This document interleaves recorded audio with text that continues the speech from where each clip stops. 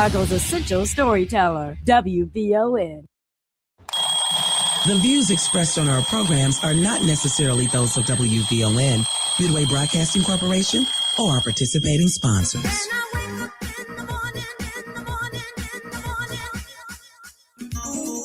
If you're not out of the bed yet, then what are you waiting for? It's the WVON Morning Show with Rufus Williams on 1690 WVON.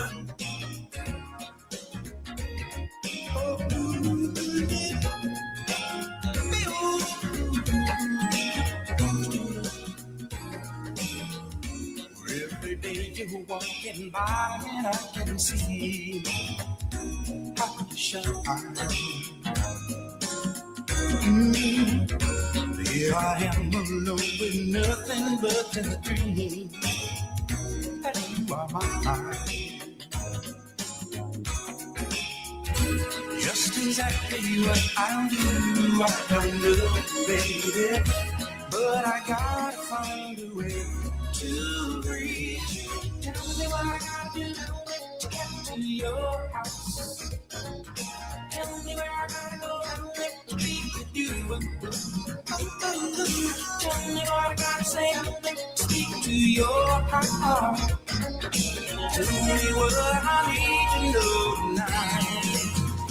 Keep your eyes on the road and both hands on the steering wheel. We will not be held responsible for any accidents. It's the WVON Morning Show with Rufus Williams on the Talk of Chicago, 1690 WVON.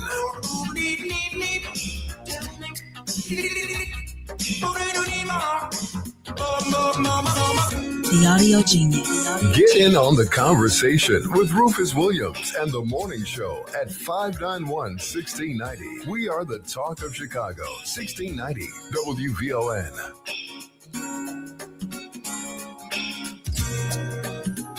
Good morning, and welcome to Thursday. It is the 7th of May, the year 2026. It's the Rufus Williams Show. I am Rufus Williams, and as always, thrilled, delighted, and just excited to be with you this morning. And so appreciative to each of you for waking up with Rufus. The team's all here, BJ, Mamie, Annette, Titus. Today is Thursday. This is still Health and Awareness Month, of course, because it's only the 7th. And Monday and Thursdays are my day. So I'll be picking it up about right here. I've got a guest on the line to talk about some things this morning. We'll have a little time to catch up a little bit later, but we'll jump to my guest right now. She returns to us. It's Valarie Fuller. She is the president of the American Association of Nurse Practitioners. So tell us a little bit about some things that we're relying on and maybe a little bit too much. Valarie, good morning and welcome back to WVON. Good morning, Rufus. How are you? Valarie, I'm good. How are you doing? Good. I'm doing okay. Yeah, I just decided, I said on my personal Facebook page, I've got to learn how to stay home. I've been going out too many nights this week, doing good stuff, but man, the brother's tired this morning. Let's talk about this, though. Well, first of all, remind us about the American Association of Nurse Practitioners, what you do and what nurse practitioners do. Absolutely. So I am president of the American Association of Nurse Practitioners. We are the world's largest nurse practitioner organization, and we represent about 461,000 nurse practitioners across the U.S. And while I have a moment, I'm going to say Happy National Nurses Week to the 5.24 million nurses across the United States. We appreciate you and the work that you do every day. More than they will ever know, we appreciate them because we know, I certainly know how they stand in the gap in so many different ways throughout. Yes. So thank God for nurses. Nurse practitioners take it to another. You take it to another level, though, right? We do. We are healthcare providers. We see patients. We diagnose. We treat. We interpret diagnostic tests. We prescribe medicines. And we really spend a lot of time helping patients understand things like AI and the information that AI might be generating for people and to better help them better understand their health conditions.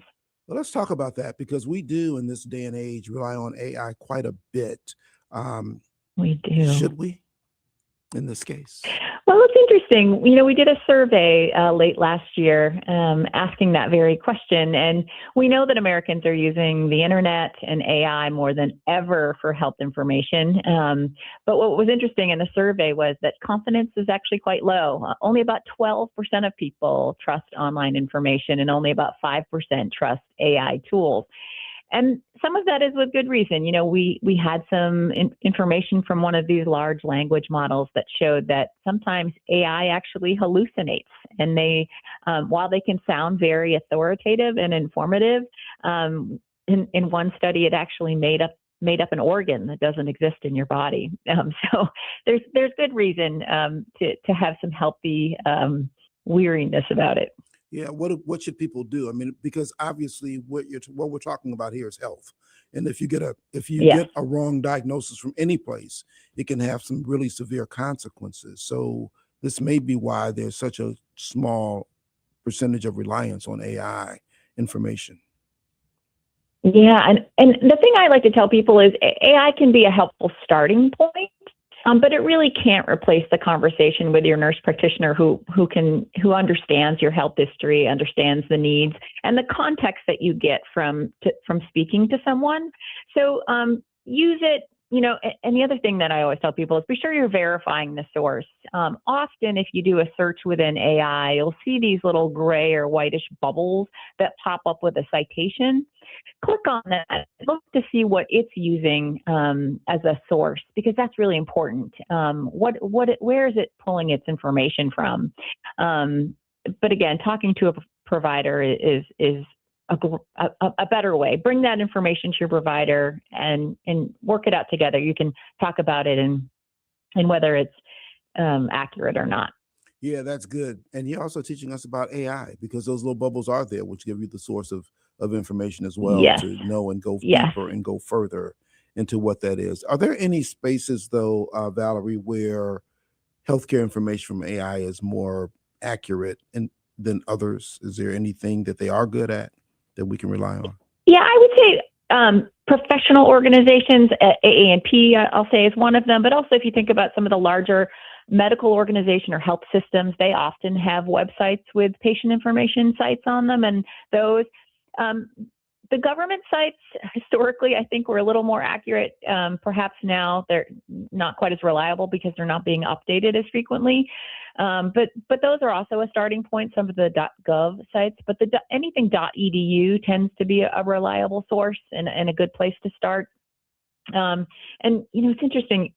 We have, more than any time in history, we have access to information. And it's not about having enough information. It's about being confident in the information that you're finding. And it really is, it comes down to a confidence issue in what you're looking at. Indeed. And all it takes is one mess up, one error, and it requires then you learn that you've got to go in deeper, go in fuller, and do more. And hopefully people can learn that without having to experience it, from what you're sharing with us here. And if you have questions, ask. Yeah. Indeed. Do you all use AI in the work that you do as well? Yeah, that's a great question. So this is where I think AI's strengths are, is that AI can, I'll mention one site. I have, just to be clear, I don't have any financial interest in this site, but one is called Open Evidence. And it can help distill, like if I'm looking for something about, say I'm looking about a chemotherapeutic agent for cancer, and I want to distill all of the studies about this drug for this particular type of cancer, there are sites that can distill all that information and can be a good starting point for clinicians. Where AI is really helping clinicians as well as in some of the paperwork burden that we face every day. Some offices are using it as a scribe function, where it allows the nurse practitioner to be sitting and talking to the patient while it's recording in the background. It's important that consent is obtained for that, obviously, but to be able to allow the provider to focus on the patients is a nice aspect of AI. And it's also a nice aspect when there's a lot of paperwork coming, from different sources, that AI can help with some of that work. Fantastic. Just one more question, Valarie. How? Yeah. As we, well, you know what? Let's do this. I'm right at break time. Let me take a break. We'll come back a few more on the other Sounds side. Good. We'll be back right after this. More with Valarie Fuller. She is the president of the American Association of Nurse Practitioners. More of the morning show with Rufus Williams coming up on the Talk of Chicago, 1690 WVON.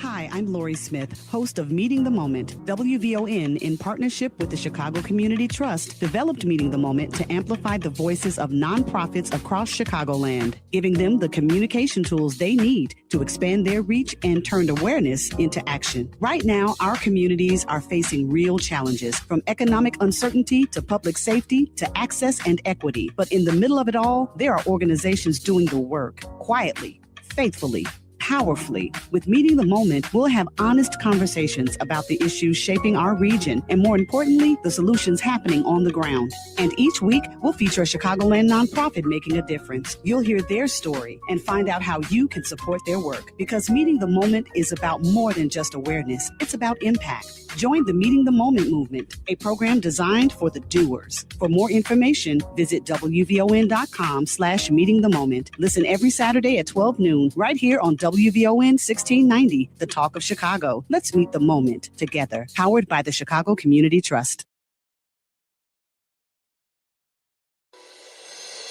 Ready to fire up your taste buds, Chicago? Black-owned Kodo Hibachi serves fresh, authentic hibachi and sushi, served with a smile. Grab takeout, order delivery, or dine in casual style. No flaming show, just flavor that steals the spotlight. And hey, tell them WVON is your favorite radio station and get 10% off your order. Visit them at 258 West 31st Street. Open Tuesday through Thursday, 11 to 8, Friday and Saturday till 9.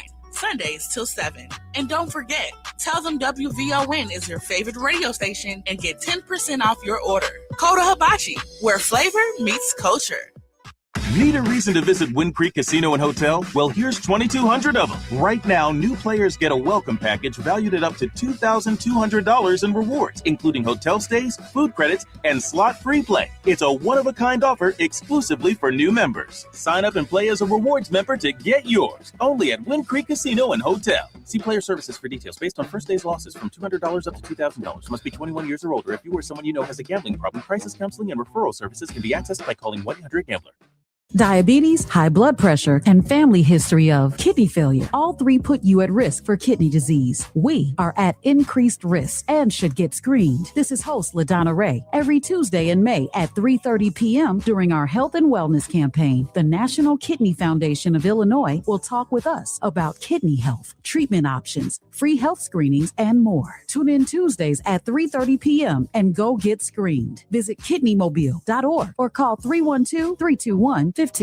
That's 312-321-1500. It's time to focus with Robert McKay. Quality conversation, protecting, preserving, and preparing our past, present, and future. Sunday evenings at 4 p.m. on the Talk of Chicago, 1690 WVON. This report is brought to you by Mattress Firm. Ready to upgrade to the perfect sleep setup? Let Mattress Firm's sleep experts guide you to the perfect bed at the Memorial Day sale. Top brands, ideal comfort, score unbelievable deals on both. Mattress Firm, they make sleep easy. WVON, traffic and weather now. Inbound Ryan, pretty heavy early this morning. Already a 27-minute trip from 95th Street into downtown. So far, so good along the Bishop 4. We are looking at 16 minutes in from I-80-94 to the Ryan Tuskegee Airmen Memorial, an 18-minute trip in from I-80. DuSable Lakeshore Drive activated pretty early. You're looking at a 19-minute trip from 67th Street to Jackson. Hollywood to Monroe, still pretty close to the posted speed. If you're on the Stevenson, give yourself 53 minutes in from I-355 to DuSable Drive, 45 traveling out. The Eisenhower already almost an hour in from Thorndale to the Burn Circle. You want to factor in a disabled vehicle. It's off to the right shoulder at Costner. The outbound side of the Eisenhower, a 45-minute trip there. And the Kennedy, not too bad for starters. 43 minutes in from O'Hare to downtown. That trip to the airport, now just about 25 minutes. Taking a look at our weather, a few clouds this morning on the brisk side of things. Temperatures early this morning started out in the 30s. We've made it into the 40s. The National Weather Service says we're looking at a daytime high of around 61. It's 41 at Midway, 41 in Auburn Gresham, and 41 degrees here at the Talk of Chicago. That's a look at traffic and weather now. I'm in Flanoy on the Talk of Chicago, 1690 WVON. Keep your eyes on the road and both hands on the steering wheel. We will not be held responsible for any accidents. It's the WVON Morning Show with Rufus Williams on the Talk of Chicago, 1690 WVON. This Juneteenth,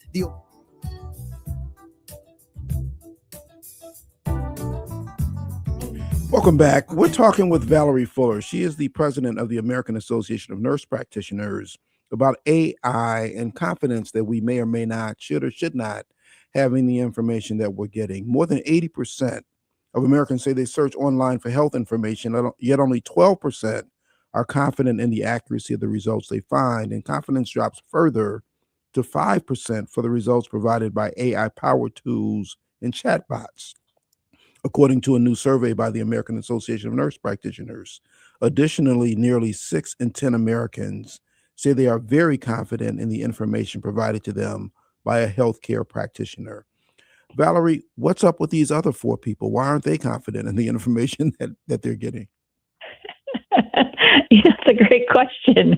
I think that, patients don't just want information. They really want someone to help them understand it. And I think that's the key, right? As nurse practitioners, we are trained to educate patients, communicate, and we want to be there to help guide your decision making. And the other thing that we really emphasize as a nurse practitioner profession is really time with patients and making sure that we're doing whole patient care. So I really do feel like we're uniquely positioned to help patients make sense of their healthcare because we take the time to educate and communicate. So perhaps it's really that other 4 that's the smartest because they're really looking to talk to you all to find out what's real and what's not.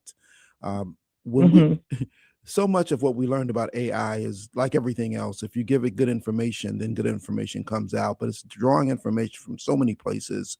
Is there anything that can be done within the profession that provides greater, more valuable, more reliable, more accurate information that we can all count on? Yeah, I think just over time.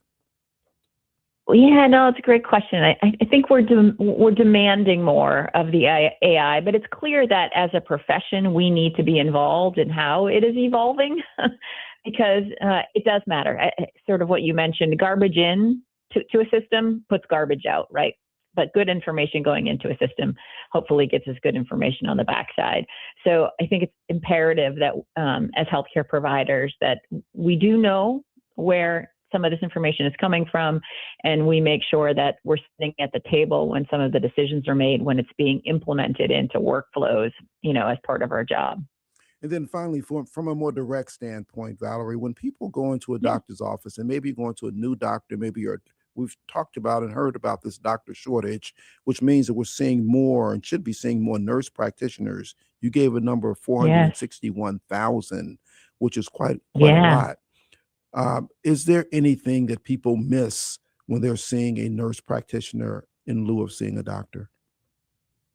Absolutely not. We can provide the full healthcare service, and if we can't, we will collaborate. For example, nurse practitioners don't do open heart surgery. We will certainly refer you to open heart surgeon, but we are healthcare experts.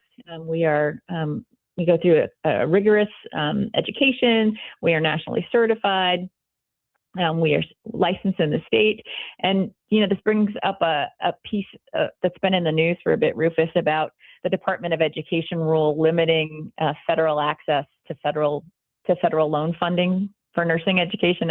They released the rule last week, and this conversation with you made me think about it. But unfortunately, the Department of Education did opt to limit access to federal loan funding for nursing, which feels very short-sighted, given that we continue to face workforce shortages and really growing health disparities. And as this survey showed, and as we know well, we have growing health disparities within our communities, and we have an aging population with increasingly complex and chronic health conditions. And so it was disappointing to see that. We are seeing some of our senators and representatives in Congress step up. Congressman Kiggins from Virginia and Senator Merkley from Oregon have introduced some legislation called Nursing as a Professional Degree Act to hopefully correct the harmful policy that was put down by the Department of Education. But it is important. Nurse practitioners do serve as a healthcare provider for millions of Americans. We did almost 1 billion patient care visits last year. And to target the educational pathways that sustains the nurse practitioner workforce really sends a troubling message, both to current nurses and future nurses.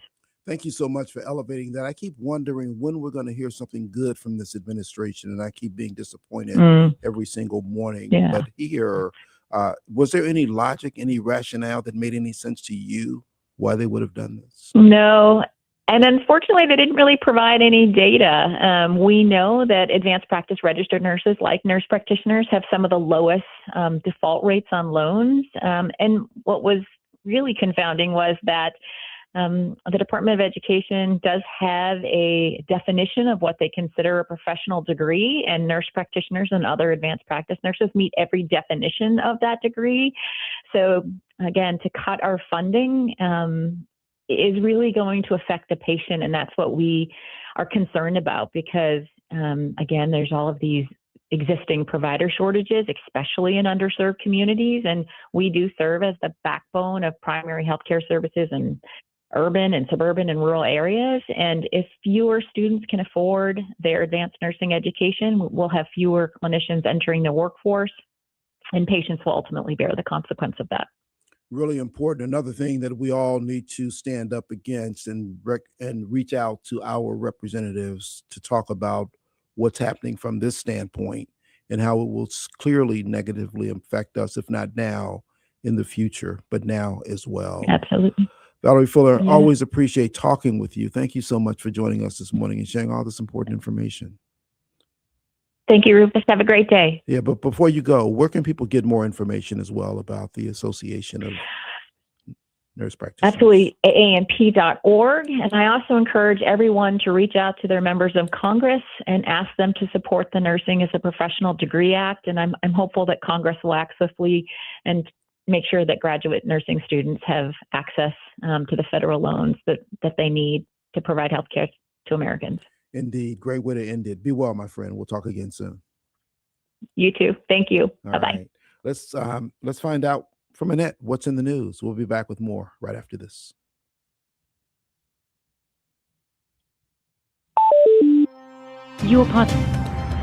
Partly cloudy and brisk. It's 42 degrees. We're headed near 60. Good morning. I'm in Illinois, and here's what's happening. Memorial services began today for fallen Chicago police officer John Bartholomew, who died in the line of duty last month. Visitation starts at 2 this afternoon at St. Andrew's Greek Orthodox Church at 5649 North Sheridan Road. The funeral is at 10 tomorrow. The 38-year-old officer was killed by a suspect transported to Swedish hospital. Prosecutors say somehow the suspect smuggled in and concealed a gun, although he was searched multiple times and naked. Officer Bartholomew leaves behind a wife and 3 children. A longtime top aide to Congressman Danny Davis faces federal fraud charges. Prosecutors say Gerard Moore, the congressman's deputy district director, collected more than $31,000 in COVID unemployment benefits while working for the federal government.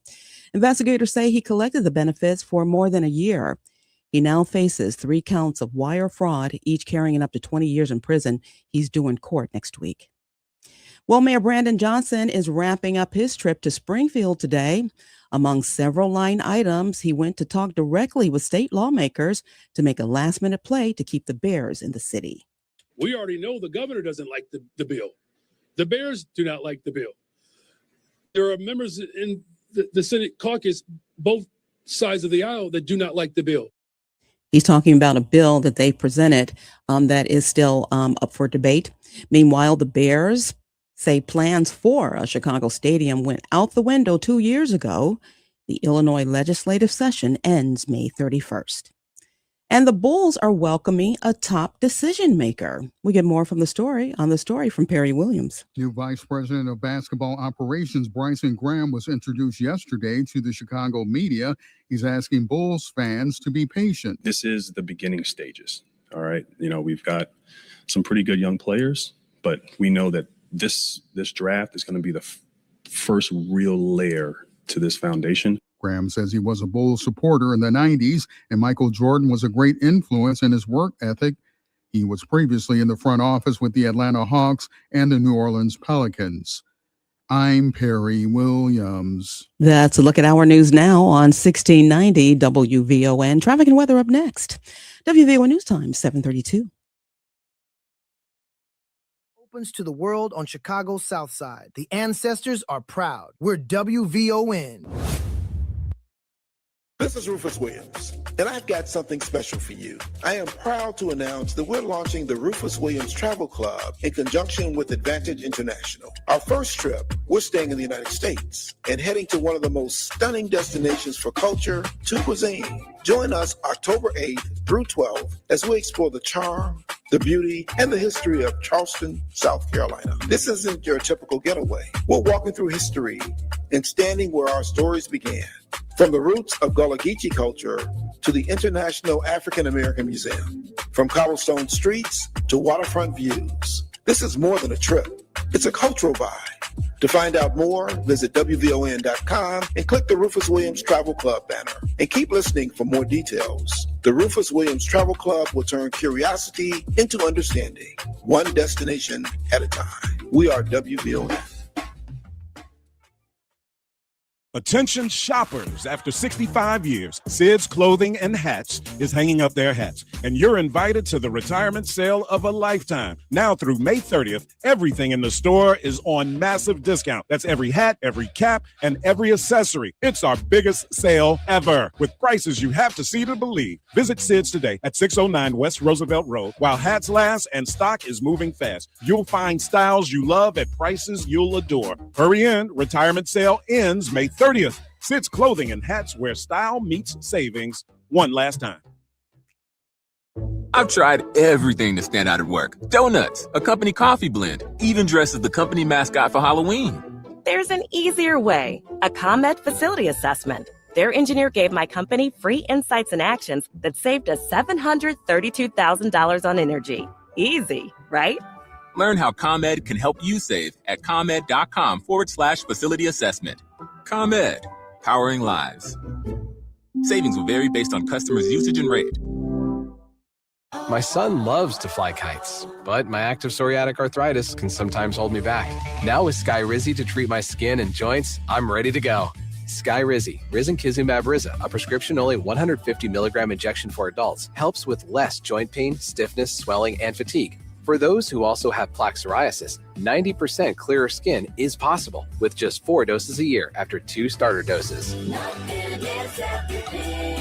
Don't use if allergic to Skyrizi. Serious allergic reactions and an increased risk of infections or a lower ability to fight them may occur. Before treatment, your doctor should check for infection and tuberculosis. Tell your doctor if you have an infection or symptoms such as fever, sweats, chills, muscle aches, or cough, or if you plan to or recently received a vaccine. With Skyrizi, there's nothing like clearer skin and better movement, and that means everything. Ask your doctor about Skyrizi today and visit skyrizi.com or call 1-866-SKY-RIZZI to learn more. Hi, I'm Tavis Smiley, inviting you to join me weekdays from 6 p.m. to 9 p.m. right here on WVON. I am bringing you a national perspective on all the happenings in the Black community and, of course, politics. It's talk radio for us, by us, and this is where America listens. It's Tavis Smiley, weekdays from 6 to 9 p.m. on the Talk of Chicago, 1690 WVON. CTA is coming to WVON, Sundays 7 p.m., not the train. Call to action with your host, Randria. When life has you at a stop, he'll pick you up and help you find out where you're going and the best connections to get you there. Take the ride every Sunday at 7 p.m. with your host, Randria. The next stop might be yours. Good food can do more than fill a plate. It changes lives. This Saturday on the Community Health Focus Hour, host Dr. Edwin McDonald will discuss community nutrition and the impact of the Obama Center and teaching kitchens. Hear how nutrition education, community partnerships, and hands-on learning are helping families build healthier futures. Listen this Saturday at 1 p.m. on WVON and Facebook Live. The Community Health Focus Hour, Saturdays at 1 p.m., powered by the Urban Health Initiative of UChicago Medicine at the forefront. This report is brought to you by Summit Racing. Summit Racing has the parts, tools, and accessories to keep your ride summer road trip ready. You'll find everything for pre-trip maintenance and essentials like emergency roadside kits. Shop summitracing.com and enroll in the rewards program to get more power in every purchase. WVON traffic and weather now. Travel times are certainly ramping up. We're going to start with Orion. Now, 30 minutes from 95th Street to downtown. The Bishop Ford, now a 17-minute trip in from I-80-94 to the Orion. Tuskegee Airmen Memorial just bumped up to 20 in from I-80, slow from 119th Street in. If you're on DuSable Lakeshore Drive, making your way from 67th Street to Jackson, expect a 20-minute trip. Still, so far, so good from Hollywood to Monroe. No problems yet. If you're on the Stevenson, you're looking at an hour in from I-355 to DuSable Drive, pretty much jammed from First to Kedzie. That outbound trip, we're seeing an unusual delay. That's mainly due to some road work happening right now at Pulaski. You're looking at a 50-minute trip traveling out. The Eisenhower, an hour in from Thorndale to the Burns Circle. That's due also factor in that earlier disabled vehicle. It's off to the right shoulder at Costner. Outbound on the Eisenhower, you're looking at a 50-minute trip there. Now 50 on the Kennedy in from O'Hare to downtown, but getting to the airport, not too bad. You're moving along at about 25 minutes. Taking a look at our weather, a little brisk this morning. Temperatures are expected to make their way back into the low 60s. 61 is our high, 36 our low tonight. We're up to 42 at O'Hare. It's 42 in Woodlawn and 42 degrees here at the Talk of Chicago. Let's look at traffic and weather now. I'm Annette Flournoy on the Talk of Chicago, 1690 WVON.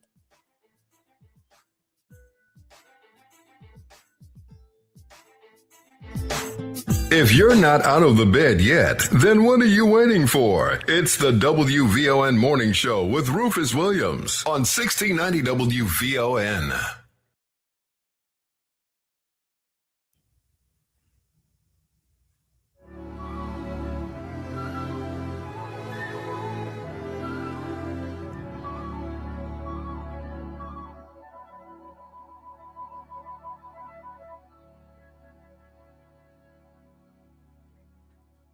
Welcome back. Bladder cancer is one of the most common and least talked about cancers in the United States. It affects more than 700,000 Americans. Despite its impact, awareness remains low, often leading to later diagnoses and costly treatment. As May marks Bladder Cancer Awareness Month, we're joined by Meri Margaret Deroudes. She is the CEO of the Bladder Cancer Advocacy Network, with news we can use. Meri Margaret, good morning and welcome to WVON. Today to help us create more awareness about bladder cancer, and also to Urgent for making this opportunity possible. Yeah, good to have you. Why is bladder cancer still so under-recognized despite how common it is? The mayor spoke yesterday lobbying legislators for funding. As you mentioned, it's the seventh most common cancer in the United States. And part of the reason that we need to create more awareness is that folks feel that it's an embarrassing cancer. It's below the belt. It deals with our bladder, and we're not necessarily comfortable talking about that kind of cancer. And also, it's a very stressful cancer to treat. So I think there's both components that make it really difficult. Well, how does the impact of trying to get more information out on this cancer look like at the state level, at the local level, of what's being done? Yeah, so there are 725,000 people living with bladder cancer right now. About 3,100 folks in Illinois alone this year will be diagnosed with bladder cancer. So, that's part of the 84,000 new cases we'll see this year. And unfortunately, Rufus, 17,000 folks will not survive a bladder cancer diagnosis. So we really want to increase our efforts in raising awareness. One of the key signs we should be looking for is anytime you see blood in your urine, that is a sign that you should not ignore it. You should not think it'll go away. And if it goes away, you're in the clear. You should actually reach out right away to your healthcare provider. That's really important. Sometimes, though, that's microscopic issues of blood in the urine that you may not be able to see. I suspect that's going to come out best when you have your annual physical. That's right. That's right. Now, it's been interesting because as I saw this conversation coming up, there, of all people, it's been Deion Sanders who's been on TV on some commercials talking about bladder cancer and his issues with that. So that's a wonderful spokesperson to have out really talking about it. But what can others do? I mean, you are the Bladder Cancer Advocacy Network. What do you all do there, and how can we be helpful with elevating this cancer? First of all, I want to recognize, Deion Sanders has been an amazing advocate for awareness and helping bladder cancer come out of the water closet and be more talked about amongst the community. So that's a really good, important step, and we applaud his efforts there. In terms of the Bladder Cancer Advocacy Network, we are here to support patients and families with resources, as well as creating a community for bladder cancer patients and survivors. One of the ways that we do that, the month of May, we have the Walk to End Bladder Cancer with our theme, No One Walks Alone. So this is a great opportunity for folks that are affected by bladder cancer to come out, join us for a walk. It's not grueling at all, but a fun opportunity to meet other folks, meet survivors, other patients, and learn about their experiences as we all navigate this bladder cancer diagnosis. And in fact, we have our Chicago walk coming up this weekend on May 9th. So we would love for you and your listeners to join us. You can go to our walk site, beaconwalk.org, to sign up. So BCAN walk.org. And click on the Chicago link. Great. That's this Saturday on the lakefront, I presume. Yeah, all the information about the website or all the information about the site is on the website. Great. Now, Mary Margaret, who really gets impacted by this disease, and who should really be concerned about its impact? Yeah. Rufus, I think that's a really important question. Many of us have had cancer diagnosis as our family, not necessarily bladder cancer, but we understand the emotional, mental impact of this kind of a disease. So it doesn't stop with the patient. Our patients, 80% of them live with a fear of reoccurrence, and caregivers carry that same anxiety. So if you're taking care of a loved one with bladder cancer, it's stressful. There are a lot of scans. Every time you get ready for a scan, you're worried about what the results are going to be. Often there's not any formal support or resources, and that's where the Bladder Cancer Advocacy Network comes in with resources and support, helping navigate that journey. The other thing is that it's a chronic disease when treated early. And so because it's a long-term reoccurring condition that requires ongoing surveillance and repeated procedures, again, it adds to that anxiety across the family unit. And because of that as well, it's also very expensive. It's the most expensive cancer to treat in the United States. So important. In early diagnosis, this and all cancers is really important to get. Where can we go? You gave us the information for the walk. Where can we go to get more information on bladder cancer? Yeah, you can go to our website, the Bladder Cancer Advocacy Network, and that's BCAN.org. Man, I like the easy short ones. Thank you so much. Meri Margaret Deroudes, thank you so much for the work that you do. And thanks for coming this morning with us to share it. We appreciate you. Let's do this. Let's go to a break. I got more for you. Actually, give me a call. I got a few minutes to talk. We'll be back right after this. More of the morning show with Rufus Williams coming up on the Talk of Chicago, 1690 WVON.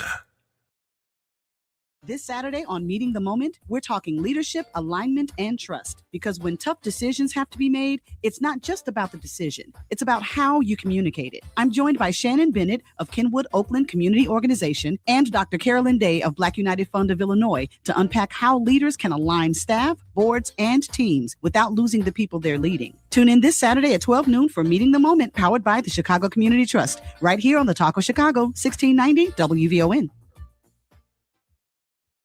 Tuned in to your favorite WVON personalities on Facebook Live? Don't just watch, like it, love it, share it. Every click helps us grow the conversation and keep the community strong. So remember, like it, love it, share it, Chicago. At WVON, we believe your health is your wealth. That's why in May and June, we're putting wellness front and center because too many of us are putting ourselves last. From heart health to mental wellness, prevention to daily habits, it all counts. In May and June, we'll be sharing important information to help you live healthier lives because your health is more than personal. It's powerful. Join WVON in our commitment to stronger bodies, clearer minds, and a healthier community. If you're a healthcare provider or have your own practice and want to reach tens of thousands of WVON motivated listeners, connect with us at info@wvon.com or call 773-247-6200 to invest in an outreach campaign during our health and wellness initiative. Let's do it together. What if you could have the most reliable Wi-Fi? And get this, what if you could keep it at the same price for 5 years? That's the Xfinity 5-year price guarantee. Just 5 years of fiber-powered Wi-Fi that boosts speeds to the devices that need them most.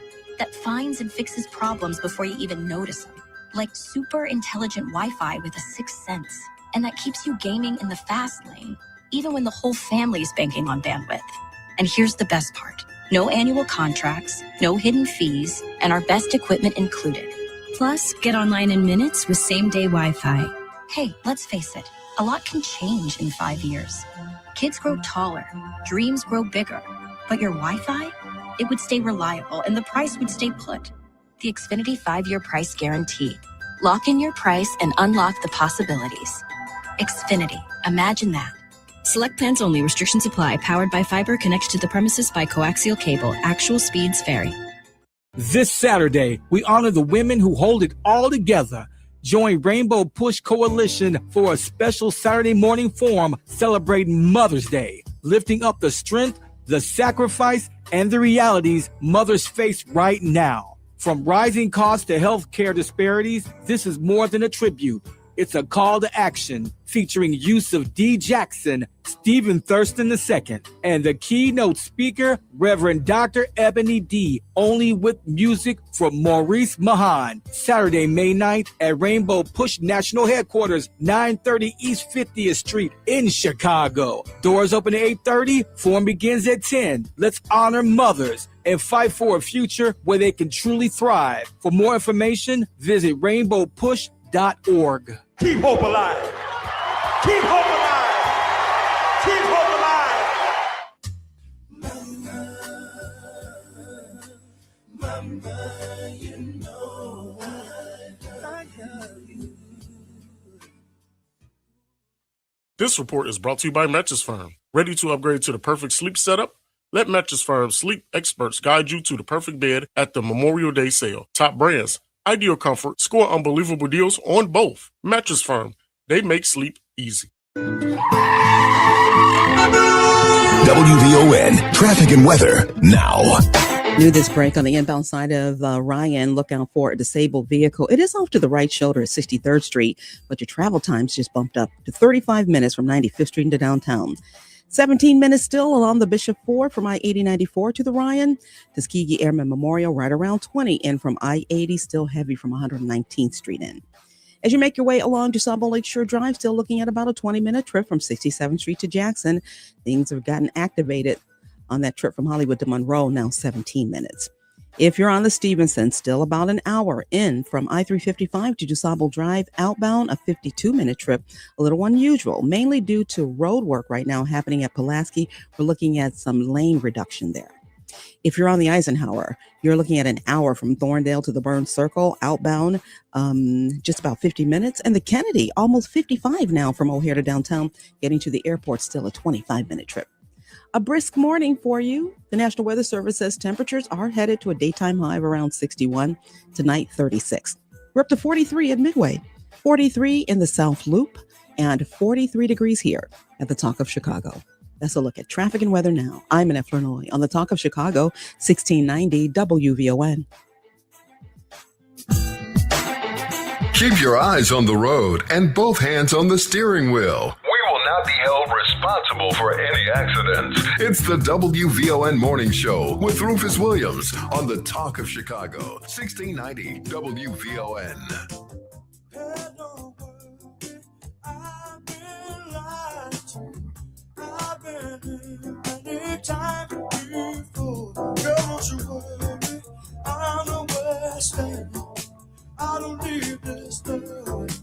Welcome back. Annette, this ship that's been with the Hansen virus that we talked about yesterday, has it docked any place? Have they done any more? Have we learned any more about that? You know, there are some conflicting reports. I did read this morning that that the death toll was up to 5. The last time we spoke, it was at 3. I'm looking to confirm that because, as I said, I'm seeing some conflicting reports on that. But as far as I last checked, it is expected to dock. And so that's where we are now. Expected to dock. And then I heard something this morning. I have to kind of figure this out too, because they said that it had docked and now they were trying to trace the people who were on there, which really concerned me because this is kind of how coronavirus started to spread before people knew where it was. And all these people were out in different countries and it was moving around. That's exactly right. I had the same deja vu moment just kind of looking at this. And in fact, there was actually and I'll get the airlines for you, but a flight attendant who apparently is sick. It hasn't been confirmed if it's the virus or not, the hantavirus, but she's exhibiting some of the symptoms. So this is kind of how, as you just said, it started. So here we are once again. So I guess you just told me I should wear my mask on the plane this afternoon. Yeah, I would. It is truly troubling. Let me ask you a different question. Have you ever been in a situation where you were close to death, that something happened that you knew that this was a life or death situation that you had survived? No, I've never, thank God, have ever had a near-death experience. I've always been fascinated by that, and I've talked to people who've had that experience, and it's always kind of a similar story where it is a changing moment where it's a whole new way of thinking and a whole new approach to life, and they find a whole new purpose. So no to me, but yes to having talked to people. Yeah, I've mentioned this. Nobody should be surprised. Whitney Young is my favorite high school, except for the one I attended. And yesterday, Makeda Creighton from Deeply Rooted was here with us. She's a Whitney Young grad and reminded me that I needed to stop by the school. So I stopped by Whitney Young yesterday. And the reason I needed to stop, first of all, great school. It's been open since 1975. It's only had 4 principals in that time. And all this time, all of them are Black. And it's wonderful to go into this school of high achievement and see those big, beautiful portraits there. But I stopped by Whitney Young to visit with the principal, Ricky Harris. And I did so. It wasn't long ago. And this really, I don't think, got enough reporting, because Ricky Harris, the principal of Whitney Young, within the last couple of weeks, maybe just last week, was out at 10 o'clock at night driving near his house, and his car was shot up while he was driving it. 10 shots to his car, including one that shattered the window. And he heard all the noise, and it's the rain. He thought maybe it was something, the weather, some pellets he had run over in the street, until the window shattered. And when that happened, he then reacted and drove to the police station and all these other things. But I thought about it, and I visited I thought I had his number. I didn't. And so I went by to see how he was doing. And just to think about how, if it had gone in a different direction, how that would have impacted not only the school and the students, and not only Ricky and his family, obviously, but then everybody else. But because he survived this thing, because whatever it was didn't get there, it goes under discussed. And just to think about that yesterday, I did, as he and I talked, and he walked me through all the things that occurred and the things that occurred in the aftermath. It just brings back this sense of how fortunate we are sometimes. And to your point, what it is that we do to really recognize the lives that we have and the things that we have done. It's really really troubling that happened to him, and troubling that anything like that happens. They have not found the culprit. They do have video of the culprit. He was wearing a mask and had been out there on 95th Street for a bit, but it's really really makes you just think about how fragile life is and how changing it could be if things just go in a different way. Wow, that's just, well, first off, I'm happy that he's safe. At first, I thought you were going to talk about one of those white light moments, so I'm glad it didn't get to that. He sounds like he has some angels that are protecting him. Thank God for that. But it's what you're talking about. It really just makes us look at how vulnerable we are in a city like Chicago, where there's so many guns on the street and there's so much violence. I'm just, the first thing that popped in my mind was the shot spotter. Yeah. The response time to a situation like this and the investigation that's surrounding something like this. So it's just so much. In this city, we just have to deal with so much. Yeah, I'll just say this. He was quick. He drove directly to the police station. Their reaction was not what you would have wanted it to be in that situation.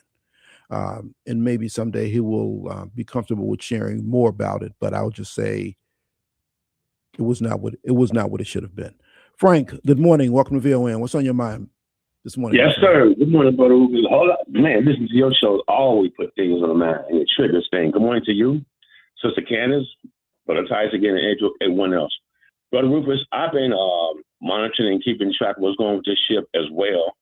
As you already know, I'm pretty sure there's 17 of those passengers on there are Americans, right? Yeah, 17 are Americans. But listen, Brother Rufus, let me ask you something. Well, first of all, can you imagine what would happen if this thing does explode? Because I was thinking the same line as you and Sister Candace thinking in regards to the coronavirus. No, that's Annette, not Candace. Oh, Annette. I'm sorry, Annette. I was thinking on the same line. Can you imagine what would happen if that thing got loose over here with this nutcase Robert Kennedy and Charter Health Department? Lord have mercy.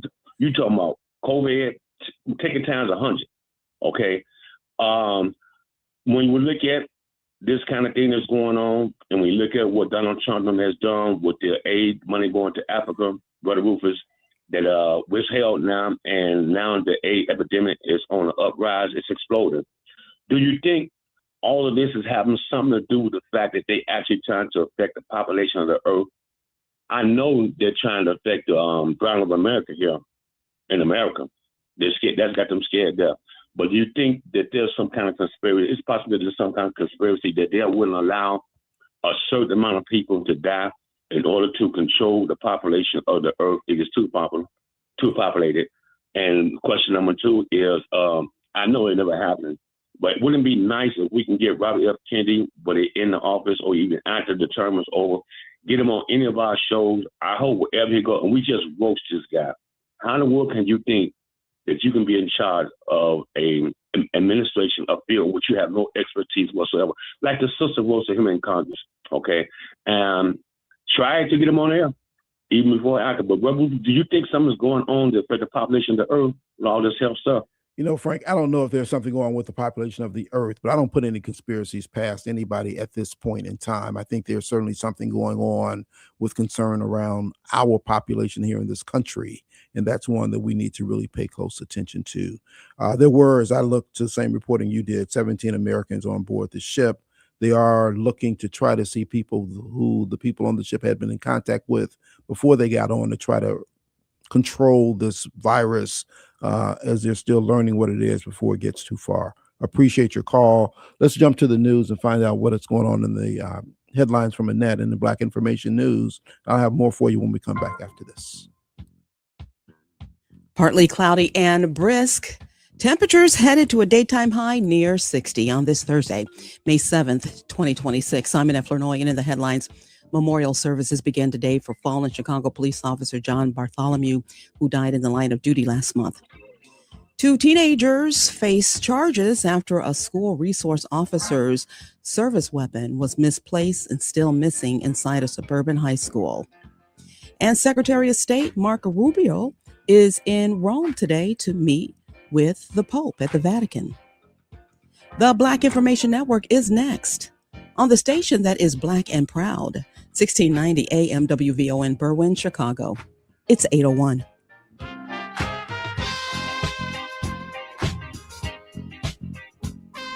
Here's BIN News Now. Former Spirit Airlines flight attendants are struggling after the carrier's sudden shutdown. Former employee Mariana Casar has launched a GoFundMe to help colleagues cover expenses as they search for new jobs. It will go for everyone. It'll be split evenly, even if it's pennies or cents.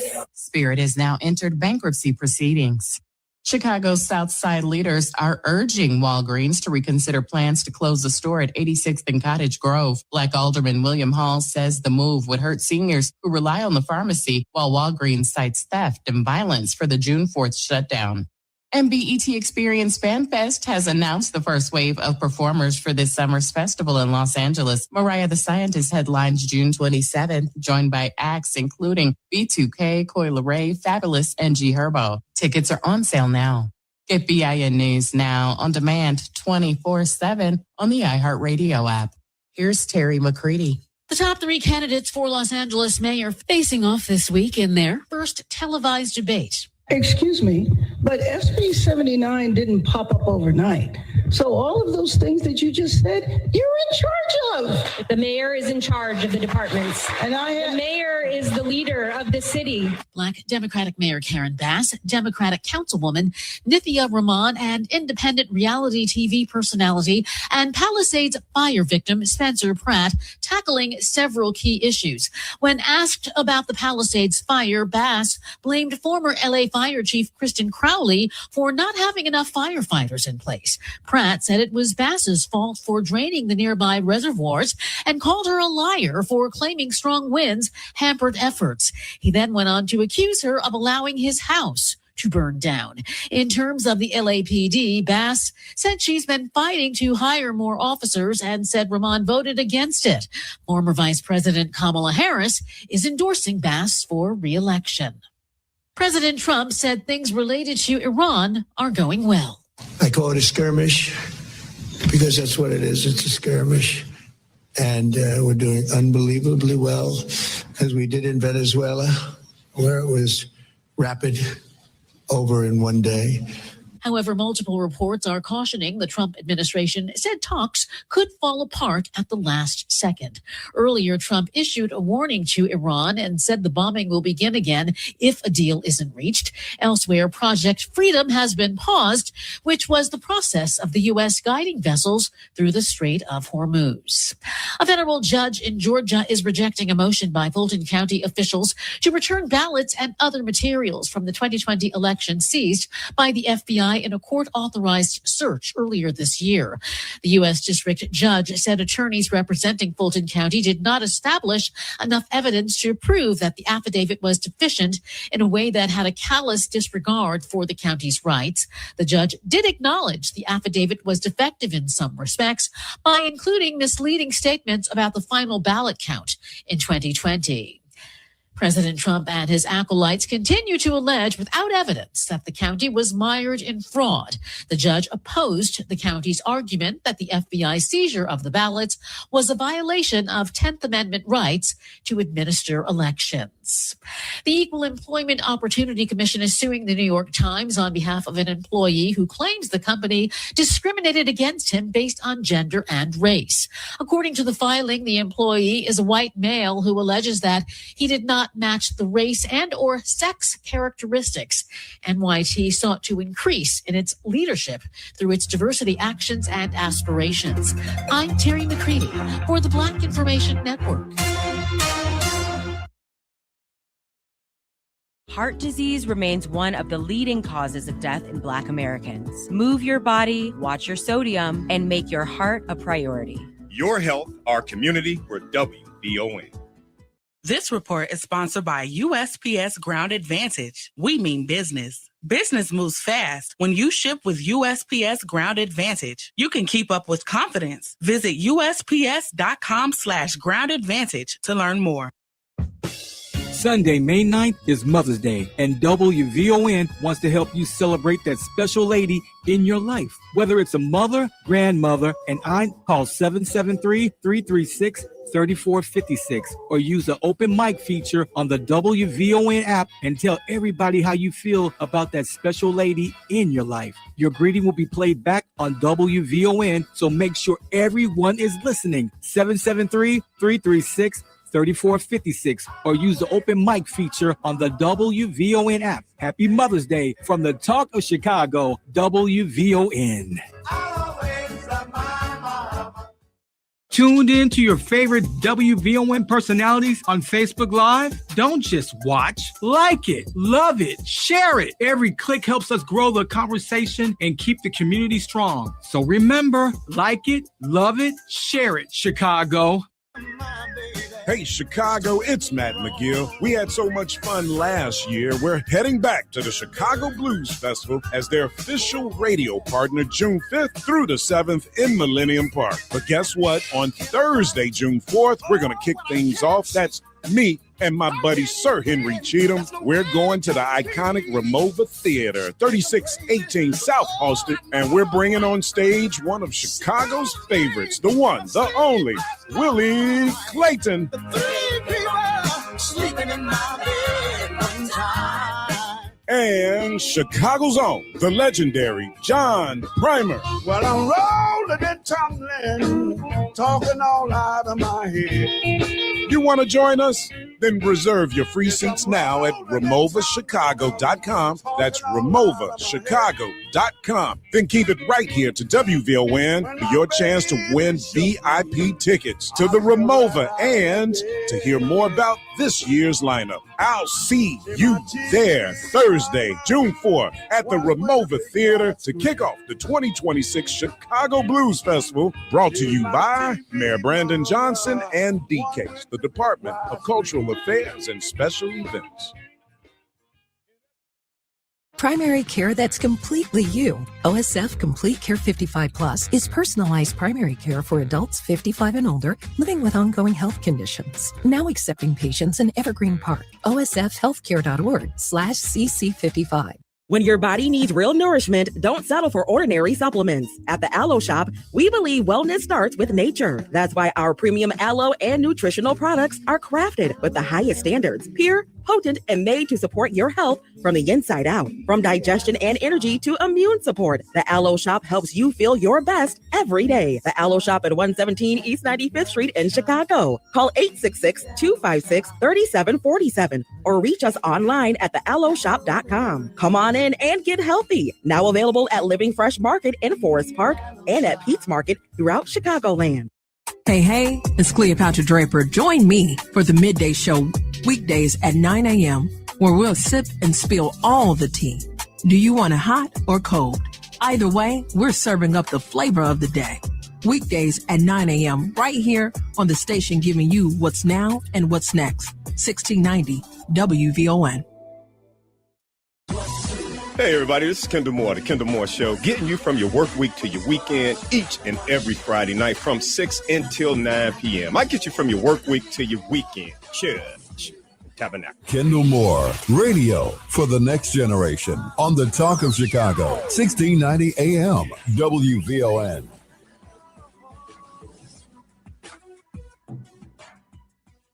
This report is sponsored by AutoZone. Get in the zone. The free AutoZone Fix Finder service can help you troubleshoot the likely cause of your pesky check engine light for free and help you save time and money down the road. Restrictions apply. Get in the zone, AutoZone.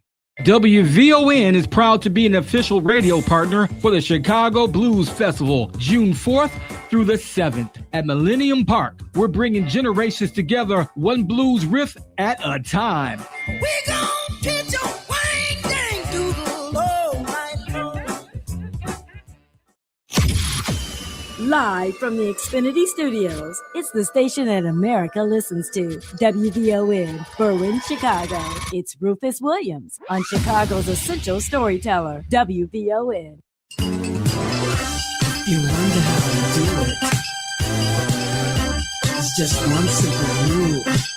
I'm just cool. Honey, baby, baby, can't you see? Girl, I'm so cool. Ain't nobody bad like me.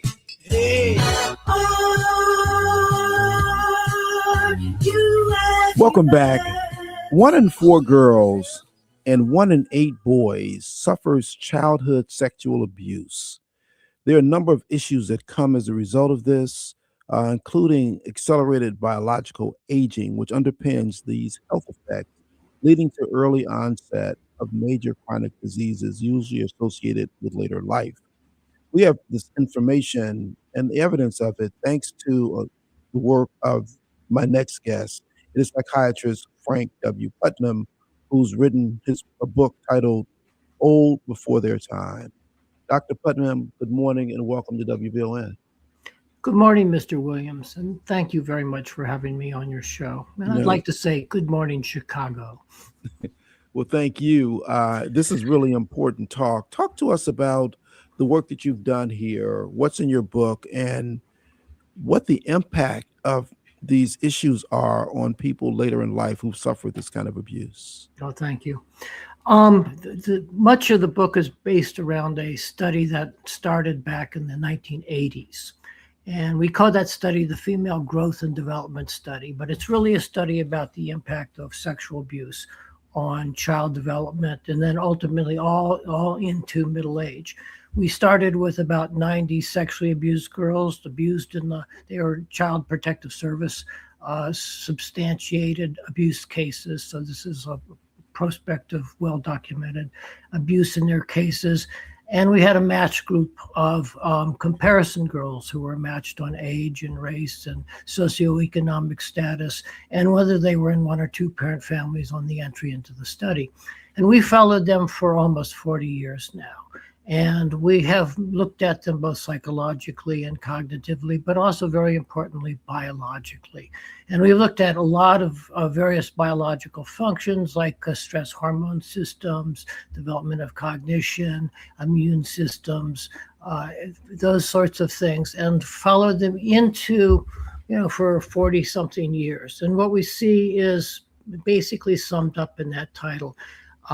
They are aging much, much faster than our comparison girls. And that aging is affecting earlier onset of chronic illnesses, such as cancer and heart disease and stroke and various other kinds of failures like kidney disease and diabetes and those sorts of things, particularly also autoimmune diseases like lupus and those sorts of things. It's really life shortening. It's certainly life impacting in very powerful ways. I think the good news in all of that is that we now have a sort of point of clinical leverage. We can go in. Some of this stuff is reversible. We just didn't know it was happening. I think in the future there's opportunities to actually reverse some of this. There's a lot of work going on aging. We're studying aging. Our society is obsessed with aging, and there's a lot of research going on aging. And we know that some of the things that happen, particularly to the DNA, what we call the epigenome, where we see this aging effect on the DNA, is potentially reversible. So that's the short story there, but it's really very profoundly impactful. It's so disturbing. Everything about this is disturbing. Certainly just the statistics that I gave at the very beginning, the what and why that happens, but the effect of this. And we see people who have these substance abuse disorders, or we see morbid obesity, and very often we may think about some of these other things being the reasons why people have these conditions. Some are genetic, but what you're pointing out is that some of these things are happening because of the abuse that they suffered when they were younger. What is it, as you've looked at the studies that you've done, you've evaluated the development of these sexually abused children. Were they consistently and chronically abused, or was this a one-time thing? Or can you tell anything that's distinctive about what happened with them that led to some of these disorders? Well, these girls, and they're all girls in the study, we never were able to get money to do boys, which is an interesting statement, though we tried for years and years. But these girls were abused in the context of their families, which is the most common way girls are sexually abused in this country. And most of them were abused on average for about 2 years, about once or twice a week. So we're talking about 100 to 200 episodes. So many times people think, oh, it happened once or twice. No, this is happening over and over and over and over again in the child's life. And many of them, it probably numbers into 1,000 times, or certainly many hundreds of times. And that has a very profound effect on developing systems. I mean, a child comes into life with a lot of systems that are not set up yet. They have to mature. We see that in certainly the growth and development of a child, that many systems come online. And what we're seeing is that the trauma interferes with the systems coming online. We're talking with Dr. Frank Putnam. His book is titled Old Before Their Time. It's based on this landmark female growth and developmental study, a 40-year perspective longitudinal study that has tracked the lifelong effects of childhood sexual abuse on female development across 3 generations. Disturbing, but information we really need to know. We'll have more with Dr. Putnam right after this. More of the morning show with Rufus Williams coming up on the Talk of Chicago, 1690 WVON. This is Rufus Williams, and I've got something special for you. I am proud to announce that we're launching the Rufus Williams Travel Club in conjunction with Advantage International. Our first trip, we're staying in the United States and heading to one of the most stunning destinations for culture to cuisine. Join us October 8th through 12th as we explore the charm, the beauty, and the history of Charleston, South Carolina. This isn't your typical getaway. We're walking through history and standing where our stories began. From the roots of Gullah Geechee culture to the International African American Museum, from cobblestone streets to waterfront views. This is more than a trip. It's a cultural vibe. To find out more, visit WVON.com and click the Rufus Williams Travel Club banner. And keep listening for more details. The Rufus Williams Travel Club will turn curiosity into understanding, one destination at a time. We are WVON. Catch Reverend Al Sharpton online at WVON.com or on the WVON app. Just click the Al Sharpton banner. Tune in every day at 12 noon for your daily dose. And if you miss it, catch the overnight replay from midnight to 3 a.m. We're keeping it real with Al Sharpton on WVON 1690. Reverend Al told you personally, keep it real. Keep it real. Keep it real. This is a special alert to all Americans who own a vehicle with less than 200,000 miles with an auto warranty about to expire or with no warranty coverage at all. Due to a decline in the economy, CarShield is announcing a low-cost month-to-month vehicle protection plan that is now available to the public to save any driver out-of-pocket expenses on future auto repairs. Call now to find out how you can pay almost nothing for covered auto repairs. Yes, you heard that correctly. Pay almost nothing for covered auto repairs. An open phone line has been established for all drivers to call for a free quick quote. Call 800-478-6430 now. Drivers who are covered will not have to pay for covered repairs again. This protection plan is at an all-time low. Additionally, drivers who activate this vehicle protection today will also receive free roadside assistance, free towing, and car rental options at no additional cost. Call us for your free quick quote today. 800-478-6430. That's 800-478-6430. What do you have to lose? Call 800-478-6430. Again, 800-478-6430.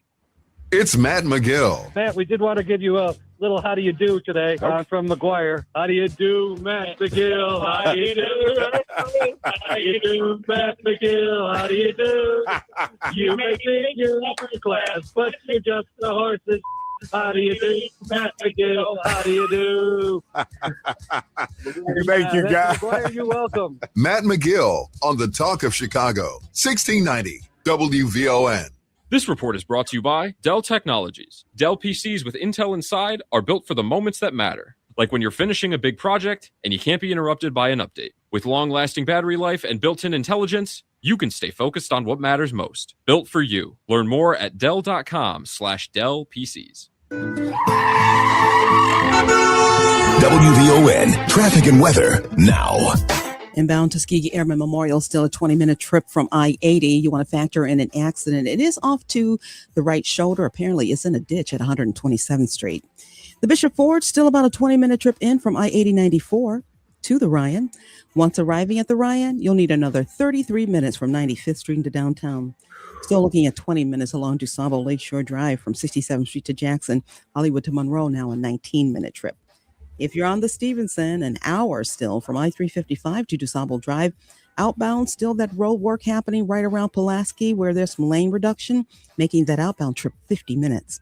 If you're on the Eisenhower, things have gotten a lot heavier. Now an hour 5 from Thorndale to the Burns Circle, that outbound trip just about 50 minutes. And if you're on the Kennedy, 50 minutes in from O'Hare to downtown, getting to the airport much slower now, a 40-minute trip. Taking a look at our weather.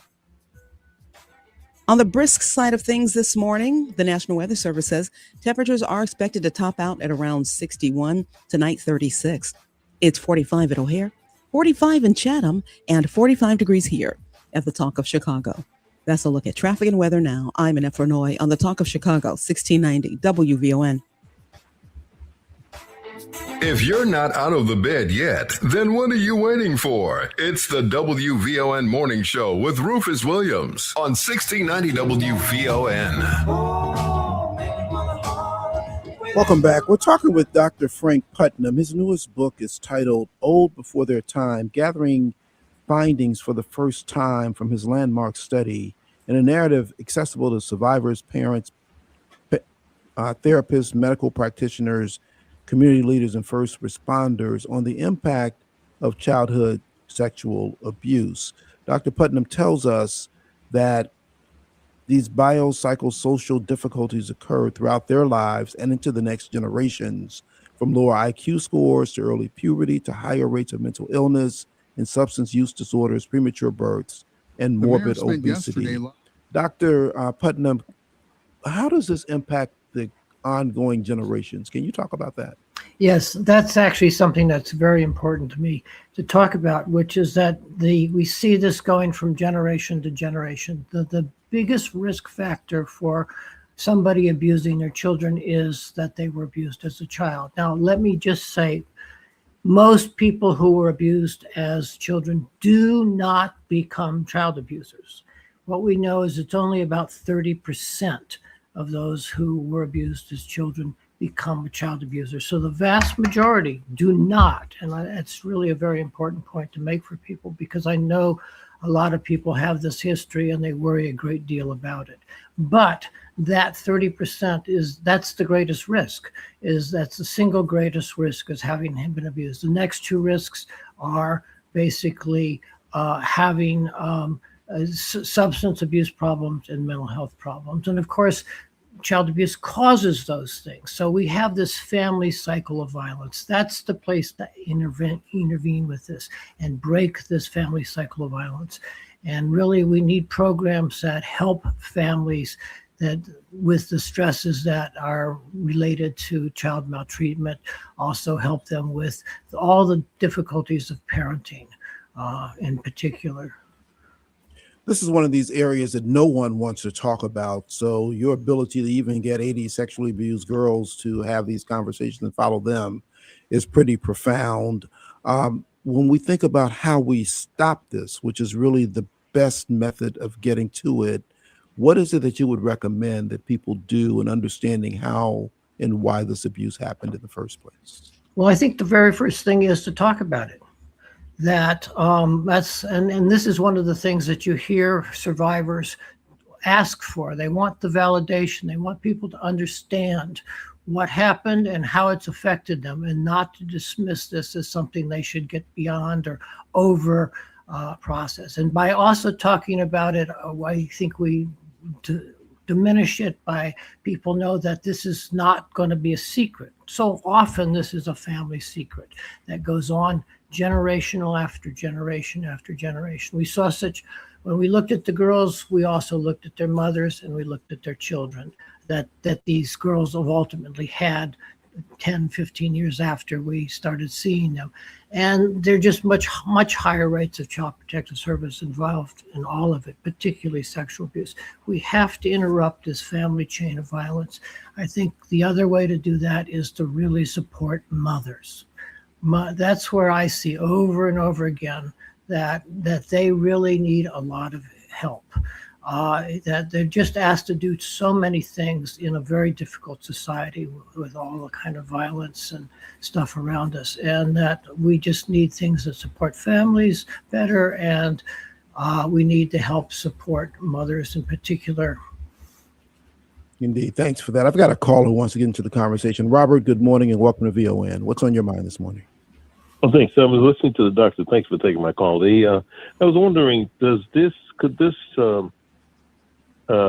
sexual abuse, especially, we have an episode here in Chicago at the Cook County Juvenile Detention Center where the lawsuits have been activated for that.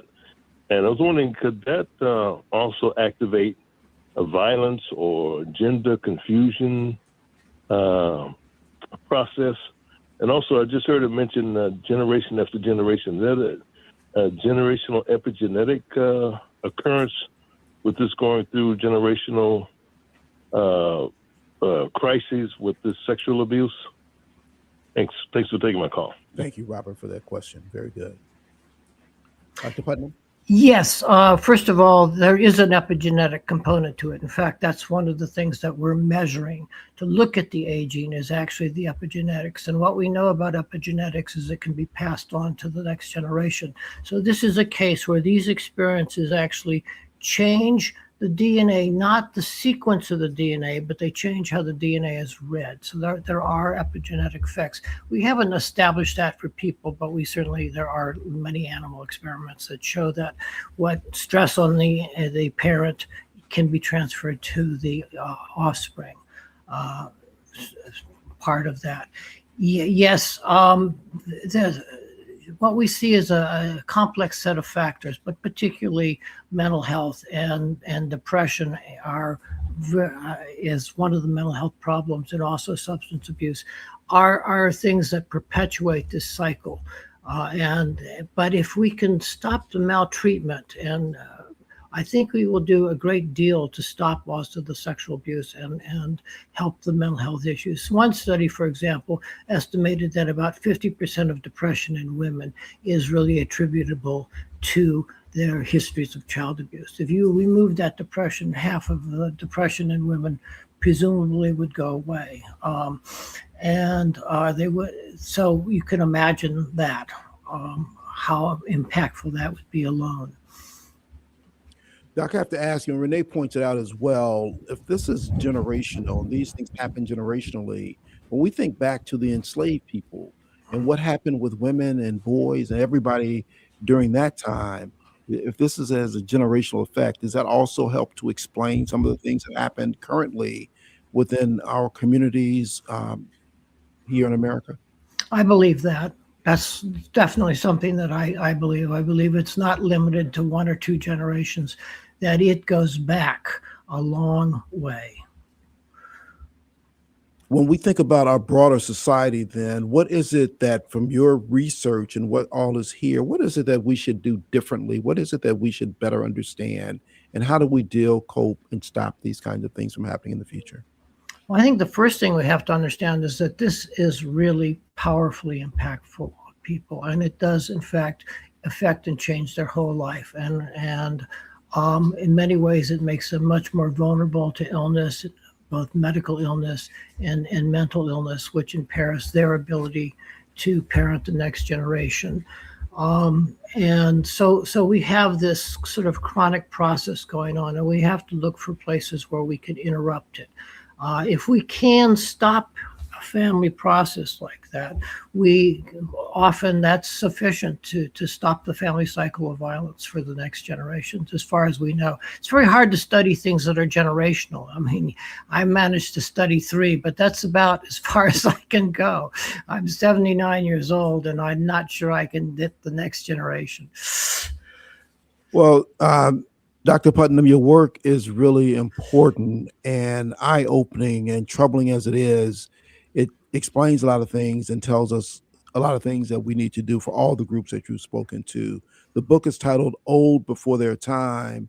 Everybody should have it in all the places that we mentioned before, because it's based on some real definitive studies, the female growth and development study done. Dr. Putnam, thank you so much for your work, and thanks for being with us this morning. Well, thank you very much for having me. I appreciate being on community radio where I can talk to a lot of people. Yeah, we need to hear it. Thank you so much. Be well, my friend. Thank you. Let's find out from Annette what's going on in the news. When we come back, Titus's friend is on the line with us, Clay Harbor, 6'3", 240, talking about a number of things when we come back after this. A few clouds and brisk. Right now, 47. We're headed to a high near 60. Good morning. I'm Annette Fernoy, and here's what's happening. A longtime top aide to U.S. Congressman Danny Davis faces federal fraud charges. Prosecutors say Gerard Moore, the congressman's deputy district director, collected more than $31,000 in COVID unemployment benefits while working for the federal government. Investigators claim he collected the benefits for more than a year. He now faces 3 counts of wire fraud, each carrying up to 20 years in prison. He's due in court next week. Mayor Brandon Johnson is wrapping up a 2-day trip to Springfield to lobby state lawmakers.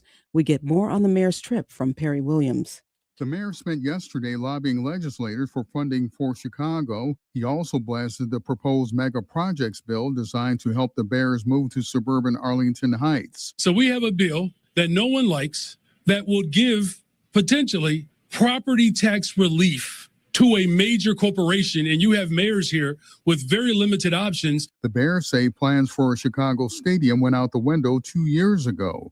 The Illinois legislative session ends on May 31st. I'm Perry Williams. 2 teenagers are now facing charges after a school resource officer's service weapon disappeared from inside a school bathroom. One of the teens, 18-year-old Juan Pablo Sanchez Jambarillo, is due in court. He and an unnamed 17-year-old are accused of taking the gun Monday at Forest View Education Center in Arlington Heights. Arlington Heights police say their search for the weapon led them to the teens. Although police say the campus is safe, community members and parents have expressed concerns because the gun has not been found. Memorial services began today for fallen Chicago police officer John Bartholomew, who died in the line of duty last month. Visitation starts at 2 this afternoon at St. Andrew's Greek Orthodox Church at 5649 North Sheridan Road. The funeral is tomorrow at 10. The 38-year-old officer was killed by a suspect transported to Swedish Hospital. Prosecutors say somehow the suspect smuggled in and concealed a gun, although he was searched multiple times and naked. Officer Bartholomew leaves behind a wife and 3 children. That's a look at our news now on 1690 WVON. Traffic and weather up next. WVON News Time, 8:34. This Saturday on Meeting the Moment, we're talking leadership, alignment, and trust. Because when tough decisions have to be made, it's not just about the decision. It's about how you communicate it. I'm joined by Shannon Bennett of Kenwood Oakland Community Organization and Dr. Carolyn Day of Black United Fund of Illinois to unpack how leaders can align staff, boards, and teams without losing the people they're leading. Tune in this Saturday at 12 noon for Meeting the Moment, powered by the Chicago Community Trust, right here on the Talk of Chicago, 1690 WVON.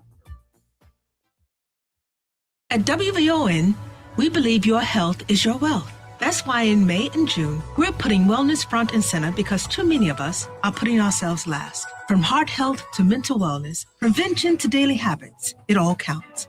In May and June, we'll be sharing important information to help you live healthier lives. Because your health is more than personal, it's powerful. Join WVON in our commitment to stronger bodies, clearer minds, and a healthier community. If you are a healthcare provider or have your own practice and want to reach tens of thousands of WVON motivated listeners, connect with us at info@WVON.com or call 773-247-6200 to invest in an outreach campaign during our health and wellness initiative. Let's do it together. I've tried everything to stand out at work. Donuts, a company coffee blend, even dressed as the company mascot for Halloween. There's an easier way, a ComEd facility assessment. Their engineer gave my company free insights and actions that saved us $732,000 on energy. Easy, right? Learn how ComEd can help you save at ComEd.com/facility assessment. ComEd, powering lives. Savings will vary based on customers' usage and rate. This is your host and life coach, Linnell Harris, and I want you to join me every Sunday morning from 7 a.m. to 9 a.m. for Inspirational Perspective. On Inspirational Perspective, we talk life vision, life purpose, and the show is all about helping you live the best life possible. So join me as we look at supporting you in living the life you intend to live and making your life's vision a reality. Every Sunday morning at 7 a.m. on the Talk of Chicago, 1690 a.m. WVON. This report is brought to you by Lowe's. Earn points like a pro anywhere you go on eligible purchases with the new My Lowe's Pro Rewards American Express card. Plus, save 5% everywhere on eligible purchases at Lowe's. Subject to credit approval, 5% can't be combined with any other offer. Restrictions apply. Visit Lowes.com/business credit. WVON traffic and weather now. We're going to start with DuSable Lakeshore Drive, that northbound trip from 67th Street to Jackson. Still about 20 minutes right now, slow from just before Soldier Field and stop and go to Monroe. Hollywood to Monroe, about a 17-minute trip, heavy from Irving Park Road to Fullerton. If you're on the Ryan, you're looking at almost 33 minutes in from 95th Street into downtown. The Bishop Ford, still that 20-minute trip in from I-80-94. Tuskegee Airmen Memorial, still just about 20 minutes in from I-80. You do want to factor in that earlier car accident is actually a vehicle in a ditch. If you're on the Stevenson, still an hour from I-355 to DuSable Drive outbound, a 50-minute trip.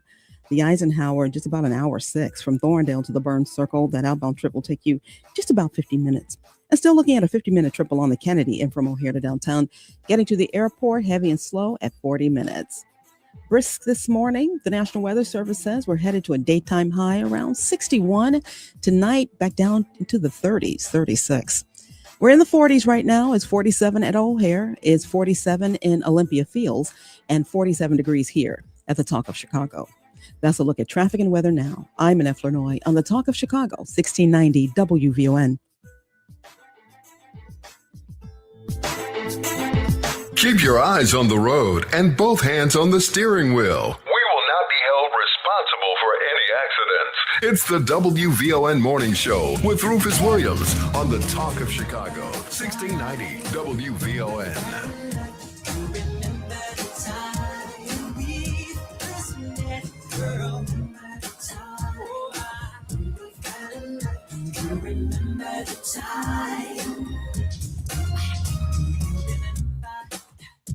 Welcome back. My next guest has quite an extensive and varied resume.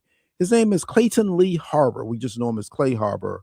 Former NFL football player, played for the Philadelphia Eagles, where he was drafted in the 4th round in 2010. He drafted out of Missouri State University, where he went to after attending Dwight High School. He played for the Jacksonville Jaguars, the New England Patriots, the Detroit Lions, the New Orleans Saints.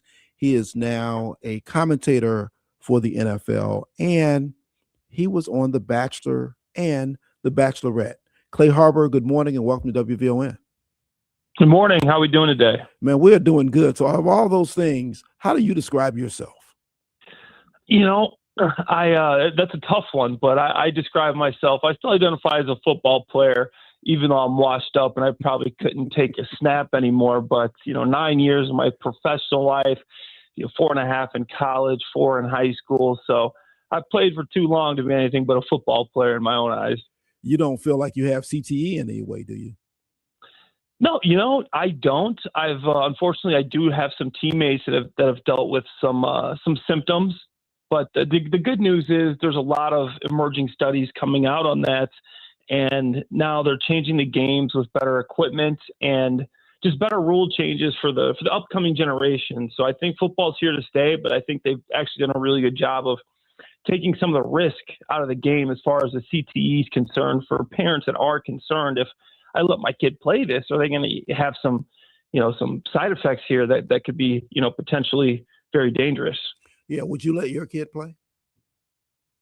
I'm gonna let my kid, if I ever have a kid, I'm gonna let him play, teach him the proper technique, because there is a way to do it. I think position matters, though. Like, there's some positions that are very, very taxing, like running back, linebacker. But my brother, who I went to college with for 4 years, he got a scholarship to Missouri State University, and that's why I went to Missouri State.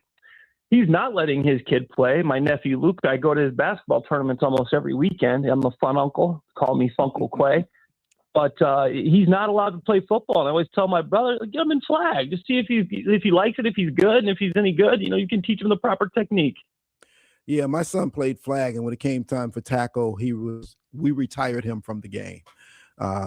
For all and we didn't even have the concerns about CTE weren't even there yet because he is he's I think he's around your age now, but that was a concern that we had then, a concern that continues.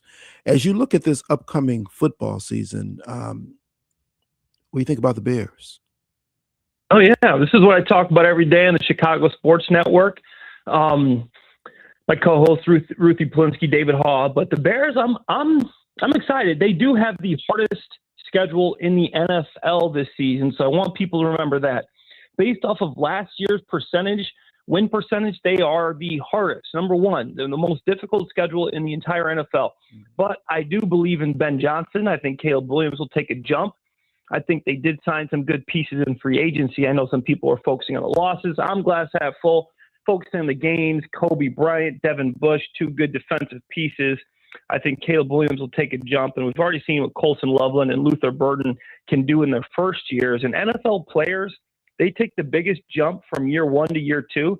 So I think those two players, Colson Loveland, Luther Burden, will make big jumps for the Bears, and they still do need some edge rusher help. But I still think they're a team that could win the North, but at least get the wild card and make the playoffs again. Okay, so one part of it is that they're going to have a tough schedule, so we should recognize that.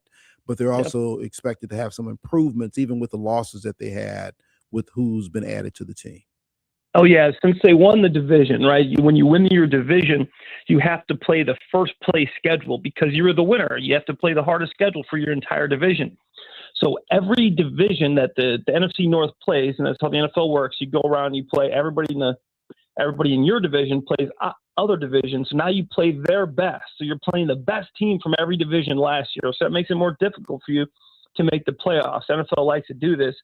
So there's parity, and so you can mix things up, and you'll see different teams make the playoffs every year, and that's why it happens, because you do have to play more difficult schedules. But if Caleb Williams takes a jump, we saw what he was capable of last year. Excellent big-time plays, hit the driver great. He needs to start making the putts, the 2-foot putts. He did have the second lowest completion percentage in the league.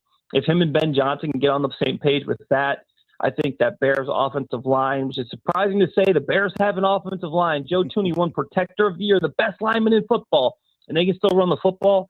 Caleb takes a jump, then I don't think there's anybody that can stand in their way in the NFC North. Clay, let me ask you this as a former player. When is it that you determined that it was over for you? Well, lucky for me, I didn't have to make that decision because my body made it for me. Fortunately, my last year with the Saints, I got hurt in the first game of the year. I broke my wrist and my toe in the same game. Some people ask, how is that possible? Because I was on the field like an idiot when my wrist was broken, trying to play through it. And then after the game, I break my toe. They take me out, and I find out that my wrist was broken too. So I missed that whole season. The next year I come back, and when you're a veteran and you're not a star player, you have to go what they call a workout. So you go to a workout for a team. So you're healthy and in shape, we're going to sign you. You just have to get through this workout. It's like an hour of on-field drills. You're catching footballs. You're doing blocking drills. You're running routes. You just want to see that you're healthy. In the middle of that workout with the Buffalo Bills, I tore my groin and missed the entire season again. And then when you miss 2 full seasons and you try to tell a team, hey, sign me, I'm ready to go, they're going to say, hey, buddy, hate to tell you, your body has different things in mind for you right now. You might need to go start talking about football, not playing it. So fortunately and unfortunately for me, my body decided it was over, but I am blessed to still be involved in football and be out in Bears rookie minicamp tomorrow. I'll be at House Hall Friday and Saturday, looking at the Bears, watching the team, and seeing what the rookies look like. Yeah, you can be there Friday and Saturday, but next Tuesday you got something else that you need to do that we'll talk about. Talk to us about your bouts with the Bachelor and the Bachelorette. How did that come about? Yeah, so it's funny. That's right when my career was ending, those injuries were happening, and I'm looking and I'm saying, is there, what should I do after football? The Bachelor contacts my agency and says, hey, you guys got any single guys that might be interested? They sent him a couple of guys, and the Bachelor said, we like this guy if he'd be interested. We're very accommodating for his training schedule and whatnot. So I said, why not? Let me go out and just do these interviews. End up going out to LA, doing a bunch of these casting interviews with, you're in a room with like 20, feels like the NFL Combine, 20 producers, directors, casting people, and they're asking you questions about your love life, where you're from, why you want to do this. And for me, it was a good opportunity to try to meet someone. My mom reminds me every day that I haven't had any grandkids yet, not getting any younger. And I thought it could, maybe lead to something post-football, maybe some type of media engagement, something like that. And I'm all about taking opportunities that come to you, and went through that. And it was fun. It was interesting. Would I do it again looking back? Probably not. But, I made a lot of good friends, have a lot of good stories to tell about it. We're talking with Clay Harbor. He is a lot of things. He's a former NFL player, also an analyst, has been on The Bachelor and The Bachelorette. He's got an event coming up next week. We'll talk about it a bit when we come back. We're going to get a little bit more into this whole thing about dating. He comes to us from a group that we've talked to before, the 3-Day Rule. We'll be back more with Clay Harbor right after this. More of the morning show with Rufus Williams coming up on the Talk of Chicago, 1690 WVON. They call this one Bill. Whoa, aliens? Am I in a spaceship? Affirmative, Bill. What's with the laser saw? Relax. We are cutting our bill in half. What? An Xfinity mobile transmission says you can cut your bill in half. Oh, your mobile bill, not me, Bill. Xfinity Mobile also says we can try it free for a year. Free. Yes, with no commitment. Can we put the saw away? I am reluctant. But we will find another being to bisect. That's not sci-fi. It's Xfinity Mobile. Xfinity Internet members cut your mobile bill in half. Plus, try Xfinity Mobile free for a year. No commitment. Learn more at xfinitymobile.com. Xfinity. Imagine that. Restrictions apply. Xfinity Internet required. Savings compares one line of Xfinity Mobile Select to comparable plans from T-Mobile, Verizon, and AT&T as of 3/24/26. Taxes, fees, extra. $30 monthly discount limited to new mobile customers only. After 12 months, regular rates apply. At Fifth Third Bank, being part of the community means investing in its future. From supporting local businesses to funding neighborhood initiatives, we're here to create lasting opportunities. It's our commitment to Chicago. This is banking, a Fifth Third better. Learn how we're making a difference at 53.com. That's 53.com. Fifth Third Bank, National Association, member FDIC. Attention shoppers, after 65 years, Sid's Clothing and Hats is hanging up their hats, and you're invited to the retirement sale of a lifetime. Now through May 30th, everything in the store is on massive discount. That's every hat, every cap, and every accessory. It's our biggest sale ever, with prices you have to see to believe. Visit Sid's today at 609 West Roosevelt Road. While hats last and stock is moving fast, you'll find styles you love at prices you'll adore. Hurry in, retirement sale ends May 30th. Sid's Clothing and Hats, where style meets savings. One last time. Heart disease remains one of the leading health concerns in our communities. Eating healthier, staying active, and managing stress can help keep your heart strong. And that's your healthy reminder. This healthy reminder is sponsored in part by the South Suburban Chicago, Illinois chapter of the Lynx, Incorporated, and Vantiv.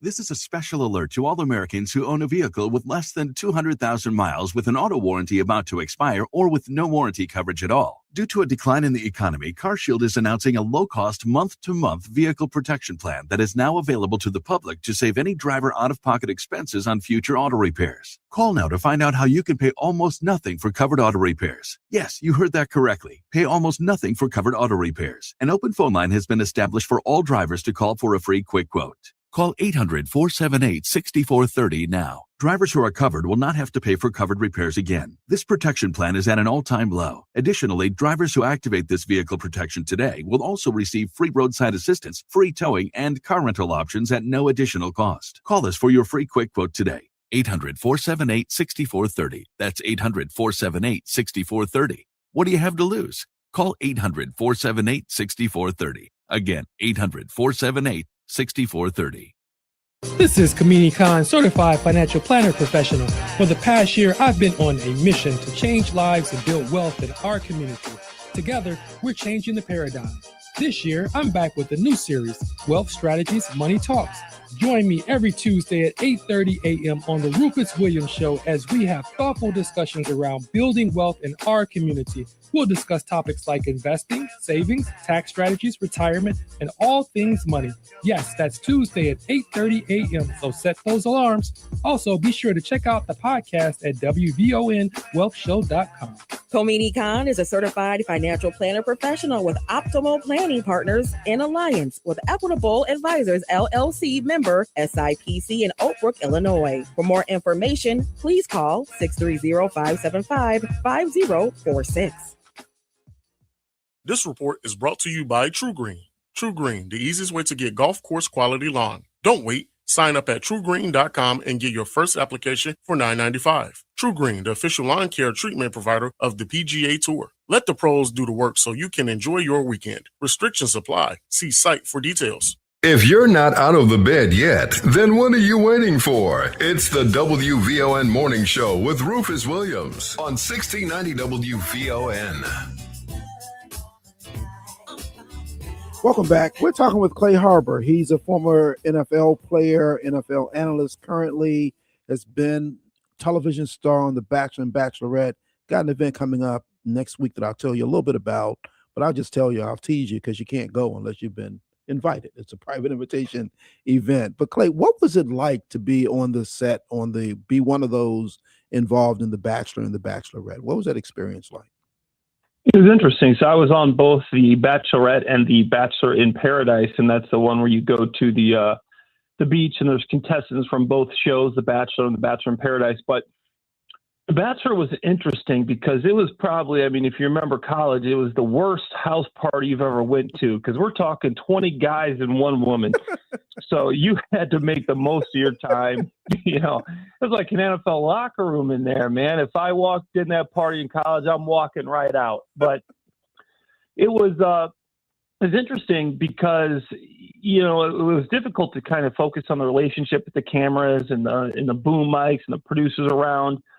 But you did make a lot of friends there, and it was interesting because it was a competitive environment, but you still did pull for the other guys. And, you know, at the end of the day, you realize, hey, you know, if this person's for me, great. If she's not, great. You kind of just take it for what it was. But it definitely interesting trying to date and feel intimacy and get intimate, like conversations when there's a bunch of people around. I mean, there's cameras, there's microphones, there's producers, there's directors, there's all of that. So when you see it on TV, it looks like it's just two people standing there talking. Trust me, there's about 15 standing right around them. Were you scripted or were you just dropping your best lines as you knew them?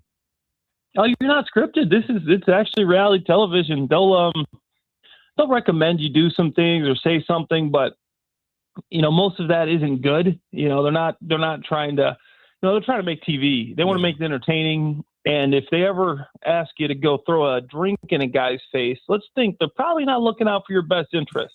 So you're not forced to do anything like that or do anything there.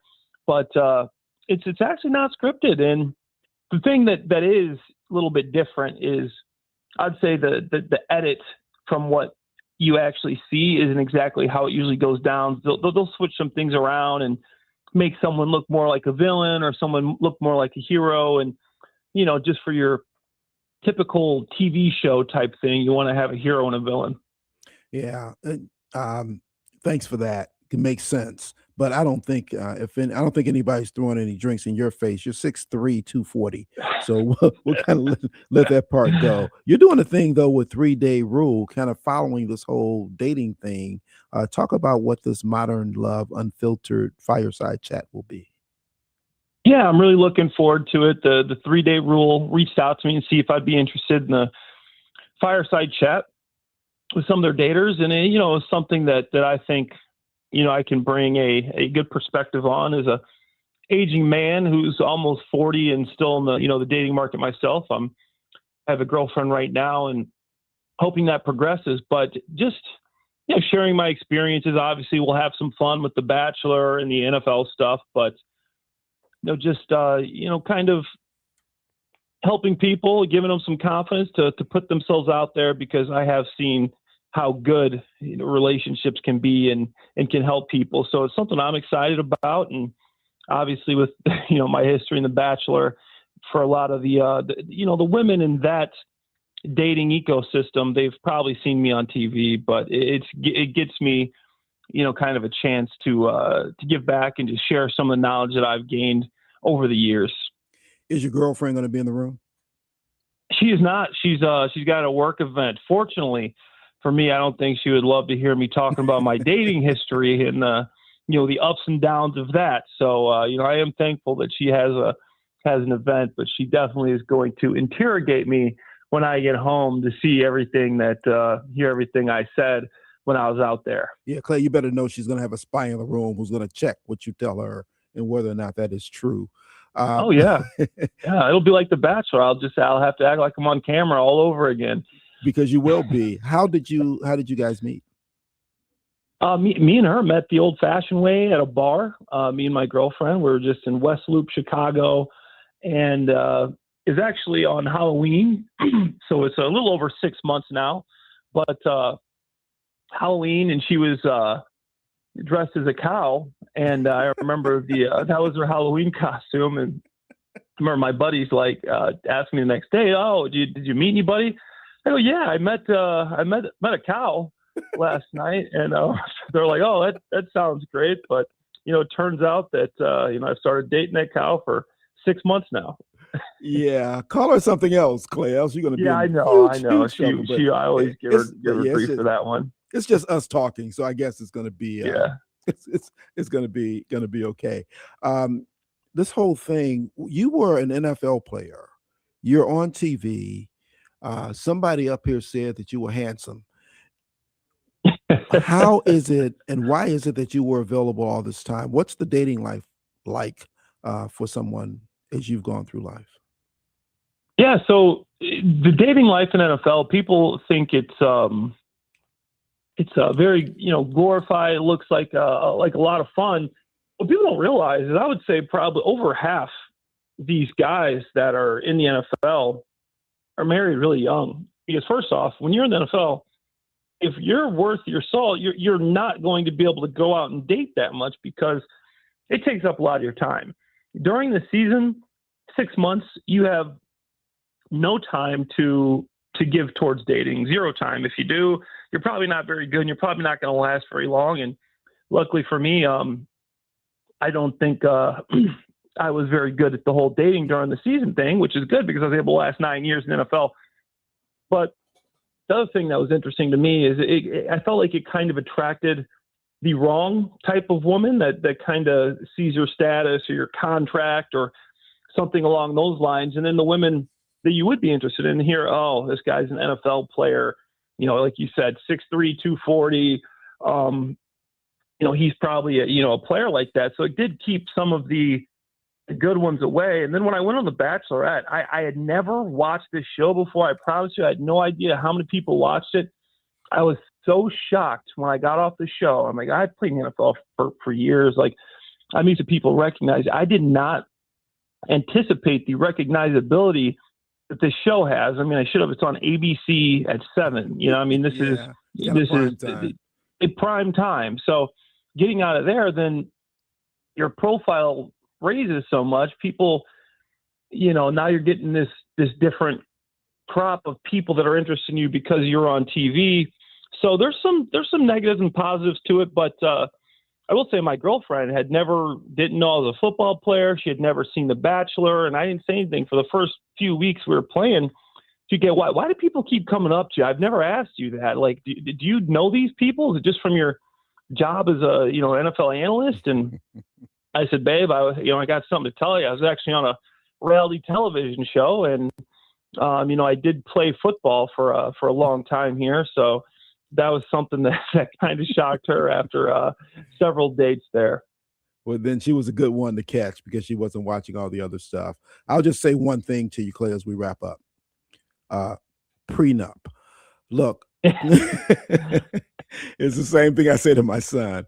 Clay Harbor's doing a fireside chat from 3-Day Rule Matchmaking on Tuesday, May 12th. It's invitation only. So if you get one, go check him out. If you don't, glad you got to meet him here on the Rufus Williams Show. Clay, good to be with you this morning. Look forward to seeing you during the season. No, appreciate it. Thanks for having me on, Rufus. All right, be well, my friend.